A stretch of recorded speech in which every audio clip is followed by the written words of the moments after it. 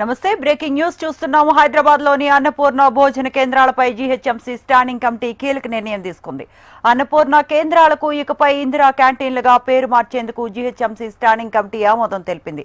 ఇందిరా క్యాంటీన్లు ₹5 భోజనంతో పాటు బ్రేక్ఫాస్ట్ అందించేందుకు సన్నాహాలు చేపట్టింది జీహెచ్ఎంసీ. అయితే భోజన కేంద్రాల శాశ్వత నిర్మాణాల పునరుద్ధరణకు కమిటీ ఆమోదం తెలపడంతో పాటు నగరంలో ఉన్న టాయిలెట్లను పే అండ్ యూజ్ పద్ధతిలో నిర్వహించేందుకు ఆమోదించింది. బ్రేకింగ్ న్యూస్ చూస్తున్నాం. హైదరాబాద్ లోని అన్నపూర్ణ భోజన కేంద్రాలపై జీహెచ్ఎంసీ స్టాండింగ్ కమిటీ కీలక నిర్ణయం తీసుకుంది. అన్నపూర్ణ కేంద్రాలకు ఇకపై ఇందిరా క్యాంటీన్లుగా పేరు మార్చేందుకు జీహెచ్ఎంసీ స్టాండింగ్ కమిటీ ఆమోదం తెలిపింది.